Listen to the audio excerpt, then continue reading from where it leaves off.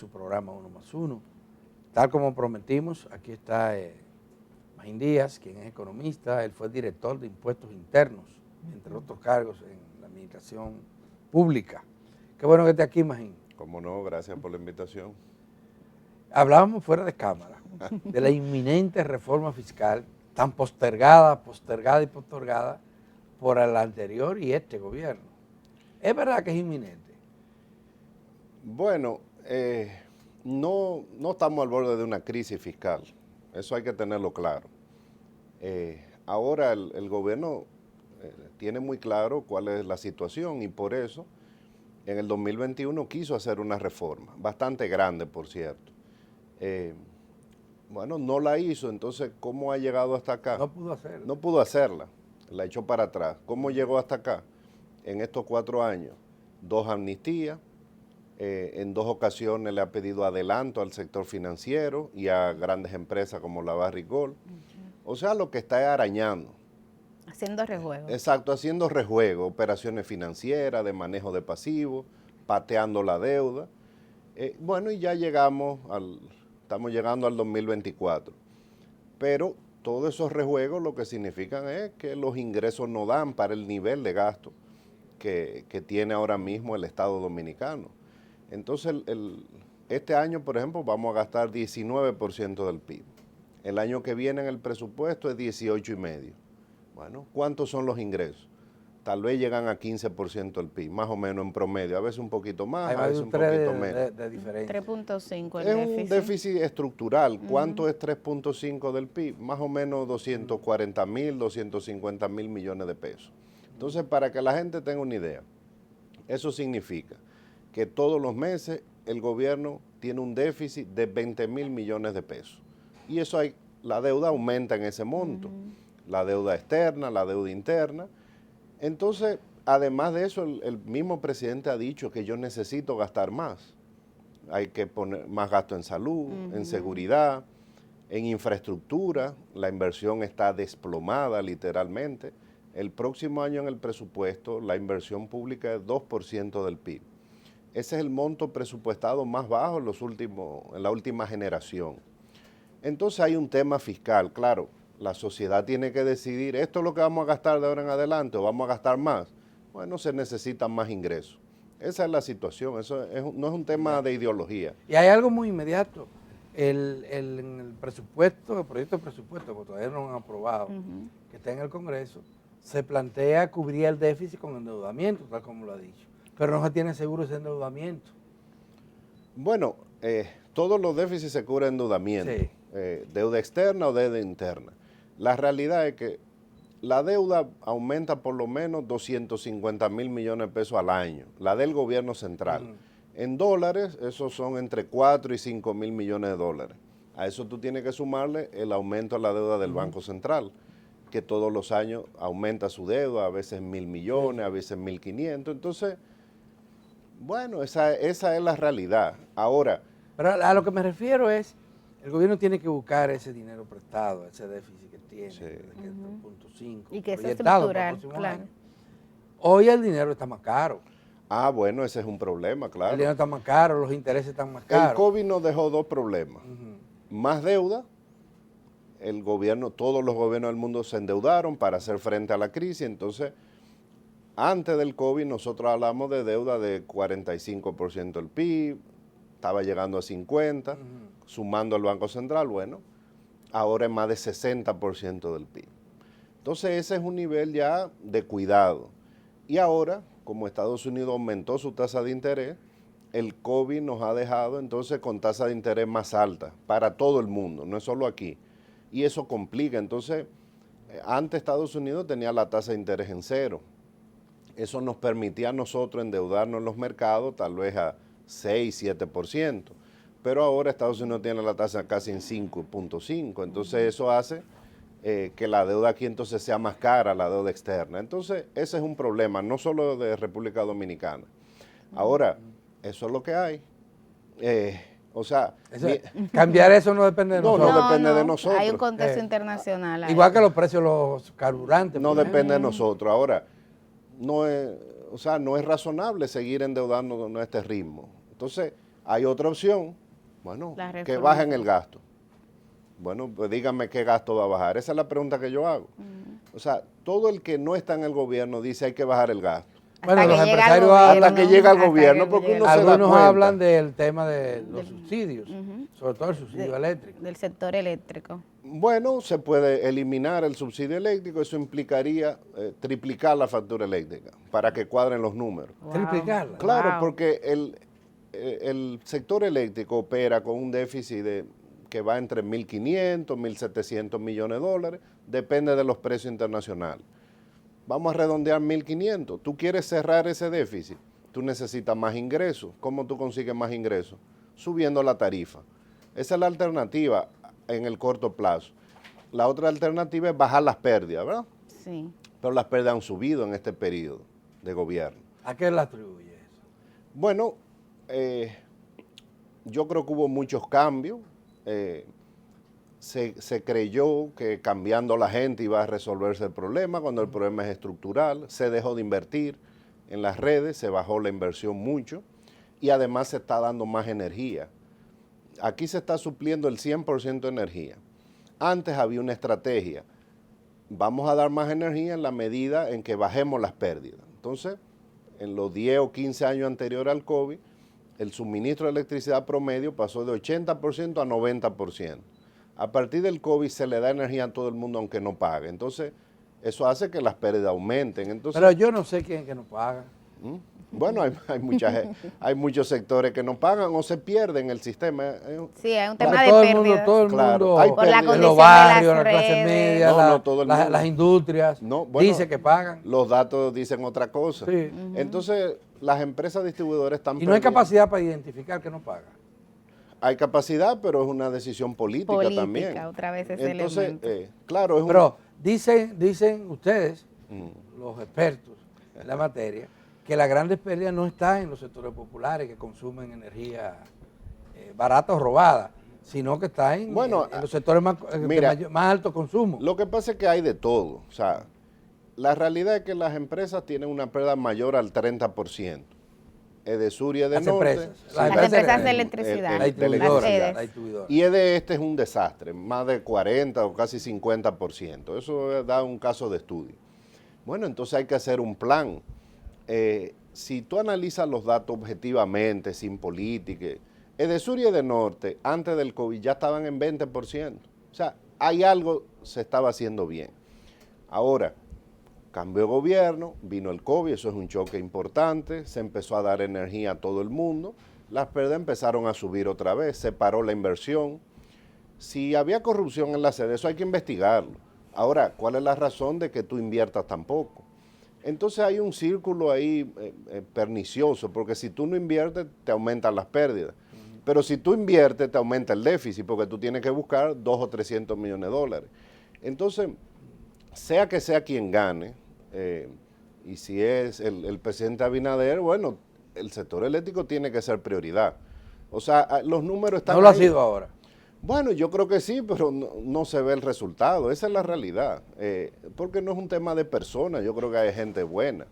Ahora, los números lo que indican es un déficit fuerte, que no ha bajado, rígido, ha tenido mala suerte el gobierno, porque los precios subieron mucho, eso afecta. Tuvieron fenómenos atmosféricos, le tumbaron redes. También hay veces que el sargazo te tumba varias Sí, plantas, te las saca del sistema, entonces, bueno, hay apagones otra vez, entonces, bueno, hay que planificar. Magín, pero ¿cuáles sectores serán los que resultarán afectados de una reforma fiscal? Se hablaba de esto del termoeléctrico y aquí era reducir un poco los gastos Sí. en el sector, no aumentarlos, sino reducirlos. Pero también se ha hablado del turismo, que ha sido la niña linda de la política fiscal de los gobiernos que hemos tenido. No, hay muchas niñas lindas, o sea, que hay muchas exenciones y leyes de incentivo, no solo al turismo. Yo creo que es una excelente pregunta para que esté en el gobierno. ¿Cuál es el plan? Yo no veo claro que el gobierno tenía un plan inicialmente. El plan era, vamos a ahorrar, esto mágicamente, vamos a tratar bien al contribuyente y va a aumentar la recaudación. Bueno, no funciona así. Aquí hay un problema estructural de diseño del sistema tributario. Y eso es una decisión de política. Si queremos dar ley de incentivo a todo el mundo, eso está bien, pero entonces hay que bajar el gasto público, porque no vamos a recaudar. Entonces, bueno, lo que tenemos que ver es lo que yo te dije al principio. ¿El Estado se va a quedar de este tamaño o va a crecer? Si la respuesta es que sí, entonces hay que buscar más ingresos. Más ingresos que casi todos tendremos que pagar. No hay forma de que se haga un aumento. Pero cada vez que uno habla con alguien experto en la materia, como es el caso, nos dice lo mismo y coinciden. Claro. Y si le preguntamos a legisladores, a funcionarios del gobierno, también coinciden. Sí. El tema es que no aplicamos eso. Bueno, es que el diagnóstico está muy claro. El diagnóstico está y se coincide en el diagnóstico, ¿verdad? Sí, claro, porque está claro, es un tema de números. Sí. Entonces, los gastos son más altos que los ingresos. Ese es el primer tema. Segundo, el sistema tributario está mal repartido. Es verdad que la presión tributaria es bajita. El tema es que para algunos es muy alta y para otros es muy bajita. Entonces, en promedio, bueno, da baja. Pero hay algunos sectores que pagan 2, 3 y 4 veces el promedio. ¿Cómo cuáles? O el sector de alcohol, el sector de manufactura, el sector comercio, el sector financiero, las telecomunicaciones. Todo eso paga mucho más que el promedio. Pero hay otros sectores que pagan mucho menos por diseño del sistema. ¿Cómo cuáles los que pagan menos para tener las dos Bueno, el comparativas? turismo, la zona franca, por ejemplo, sectores que tienen incentivos. Y que le ha ido muy bien. Le ha ido muy bien. Entonces, si lo que se quiere es mantener ese diseño, bueno, está perfecto, pero hay ¿Y que qué cobrarle más. qué piensa el economista sobre ese diseño? Yo pienso que va a estar difícil. Va a estar muy difícil porque aquí nadie quiere ceder. Entonces, El turismo resiste ya entrar al mercado Sin con las exenciones. reglas que tienen los demás. bueno, ¿cuál es la ventaja comparativa del país? Sol y playa y arena blanca, ¿verdad? Eso está ahí. No son muchos países en el mundo que lo Tengan tienen. eso y la gente buena. Esa es la gran ventaja para invertir aquí en hoteles. No son los incentivos. No, ya son marginales. Y el presidente lo ha dicho, él lo dijo en el 2021, él dijo, yo soy hotelero, ya nosotros podemos funcionar. Pero siempre se le vende el cuco a la población y al gobierno de que quitar las exenciones en el sector turismo se traduciría en una fuga de capitales y que sería una inversión que entonces se movería a otros países. Mira, eso aplica para todo el que tiene incentivo. O sea, el que tiene leyes de incentivo o exenciones va a defender. Por eso es que es difícil hacerlo. Entonces la zona franca te va a decir lo mismo, el turismo lo mismo, la ley de cine te va a decir lo mismo, la ley de energía renovable te va a decir lo mismo. Entonces, perfecto, ese es el sistema que queremos, entonces hay que gastar menos.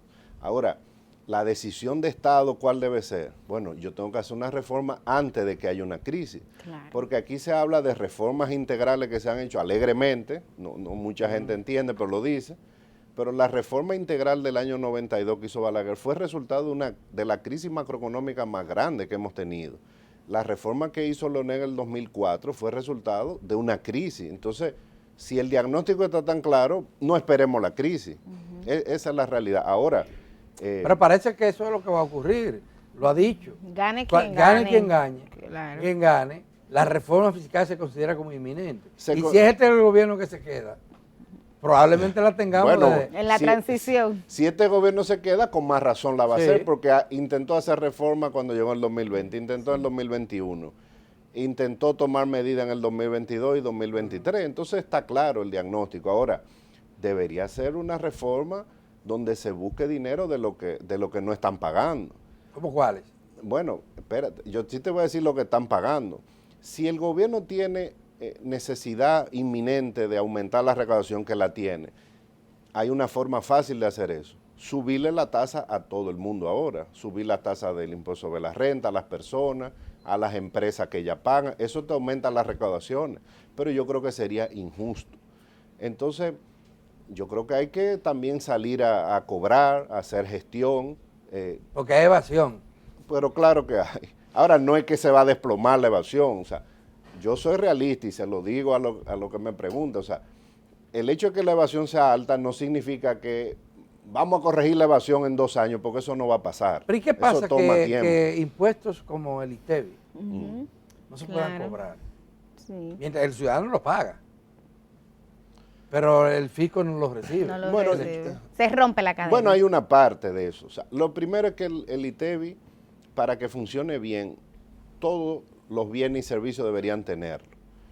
Como aquí no se diseñó así, de entrada hay un pecado original, y es que hay muchas exenciones. Y eso complica la administración del impuesto. Entonces, ahora, ¿qué pasa? Lo que está exento de ITEVI es complicado, porque son los alimentos, las medicinas, la educación privada. En la mayoría de los países eso paga IVA, porque el que paga educación privada puede pagar el dinero. Claro.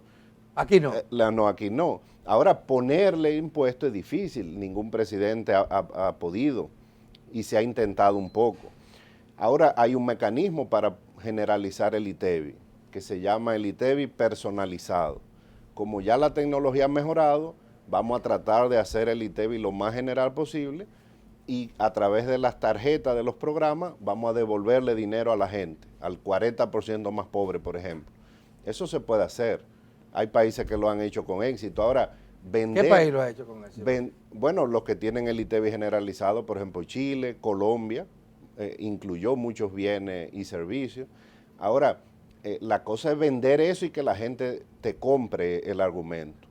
Y eso es difícil. O sea, esta reforma va a llevar debería llevar un proceso de comunicación, de que los funcionarios Pero el tema de la expliquen. reforma y de los impuestos, es que no, para mí el tema no es comunicación ni nada de eso, es que siempre va a haber resistencia a que a uno le aumenten la penalidad de los impuestos. Y los impuestos son...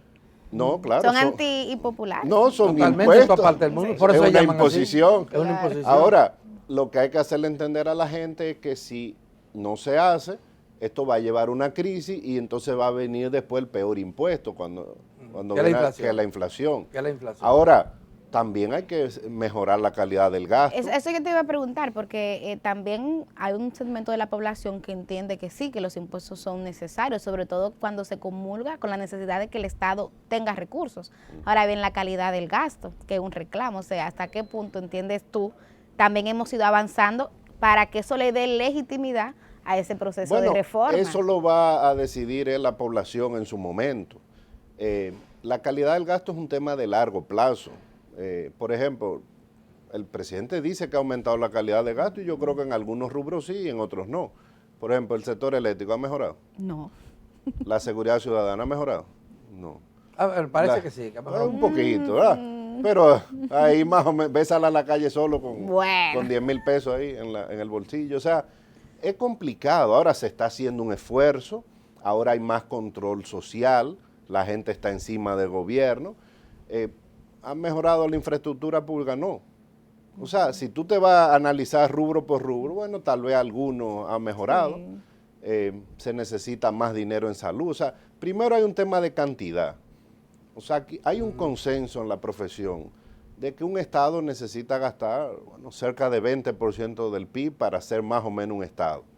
Y bueno, ya estamos llegando, pero sin ingresos. Entonces... hay problemas con el ingreso, hay problemas. Lo que creo que mejorar. Claro, ahora pero decía, la calidad hay que insistir. Decía Magín, quisiera insistir en esto, que explicara un poquito mejor. Hay que cambiar el modelo tributario. Y plantea implícitamente, y quisiera que me lo precisara ahora, que eso implica no privilegiar a ningún sector. Claro. Con subsidios especiales, como es el caso del turismo, de la y de las zonas francas. Y de las zonas francas. Entonces ustedes quieren quitar los incentivos. No, yo estoy preguntando. Estoy preguntando al experto. Mira, es que... para entender mejor. Por ejemplo, ¿qué ley de incentivo está bastante bien diseñada? Proindustria. Sí. ¿Por qué? Porque te da depreciación acelerada, si tú inviertes, no te quita todos los impuestos, sino que es gradual, tiene un límite en el tiempo, etcétera. Ahora, hay otras leyes que te dan, por ejemplo, la ley de la frontera, 50 años o 30 años, no sé, lo amplió este gobierno. Sí. ¿Se producen empleo por esa ley? De empleo dominicano no, porque hay mucho empleo que no es dominicano. Entonces hay que hacer un análisis hay empresas en la frontera que no beneficio. existieran allí si no fuera por esta ley. Correcto, pero eso es una competencia desleal para el que produce el mismo bien y sí paga sus impuestos. Bueno, pero la ley lo establece, tú también puedes ven para acá. Sí, a y esa beneficia. zona Bueno, si te lo fronteriza. aprueban, porque hay un consejo que lo aprueba, entonces es una discusión muy difícil. Yo creo que le va a tocar al gobierno decir. Ahora, quitar los incentivos. Pero esa ley es casi insignificante En comparación. en comparación su impacto Bueno, en las recaudaciones, en sí. comparación con sectores como Que reciben una lo que exención mencionamos directa. Bueno, lo que pasa es que si tú sumas 30 leyes insignificantes, te da un problema grande, bien y significante. hay 30 leyes. Sí. O más, o sea, porque aquí se ha creado el sistema en base a dar incentivos. Ahora hay que tener cuidado porque los incentivos se miden en el presupuesto y ese número, redondeando, debe ser 6% del PIB Eso es mucho de dinero. exenciones. Ahora la mitad es ITEVI. Pero no me queda claro más en el criterio técnico que a mí me interesa, por ejemplo, de saber si tanto turismo como zona franca están preparados para competir sin esas exenciones. Es que no hay un único criterio técnico. Una ley de incentivo no necesariamente es una decisión técnica, es una decisión de políticas públicas. Yo no quiero cobrarle a ese sector para que se desarrolle. ¿Podría funcionar? Bueno, en el caso del turismo hay ejemplos, porque hay épocas en que no ha tenido incentivo. Y que se supone que está desarrollado. Bueno, por ejemplo, no se supone, no. Ahora, en el informe que acaba de presentar Economía, es el sector. Por ejemplo, la que OCDE brilla. hizo un estudio aquí hace varios años, cómo se comportó el sector turismo cuando no había incentivo. Y fue la época en que se hicieron más habitaciones y más hoteles. Sin incentivo. Sin incentivo. ¿Y cuál fue esa época? O en los Interesante. años 90. Balaguer quitó prácticamente todos los incentivos en la reforma tributaria. Del 92. Excepto Zona Franca, que los mantuvo. Sí. Entonces, bueno, Funcionó. lo que hay que ver, la decisión es tener incentivos. Bueno, entonces va a haber que bajar el tamaño del Estado. Pero dicen, imagín, que en el gobierno están mandando los sectores económicos más pudientes, incluyendo lo que representa el sector energético, lo que representa en el sector turismo. ¿Es verdad eso? Eso habría que preguntarle al presidente. No, pero usted sabe mucho, usted es un investigador. Yo creo que ya esta época, tal vez eso hace 30 años, 40 años, pero en esta época es difícil que haya. No creo que tengan así tanto poder. Yo creo que un presidente piensa en el país en general y tiene que pensar en su legado también. Ahora Pero influyen más en las esferas gubernamentales los sectores económicamente más poderosos. Bueno, siempre han tenido. No son los. Pero no solo aquí, en todos en lados. Ahora, todos los lados. Sí. Un hombre de Estado debe ver más allá y debe preocuparse por su legado, sobre todo en esta época. Entonces, ya no hay sectores así que un sector te domine, 10% el PIB, no, eso, ya eso va cambiando, pienso yo. Vamos a hacer una pausa, Magín, con su permiso y con el permiso de nuestros televidentes y volvemos para continuar esta interesantísima conversación.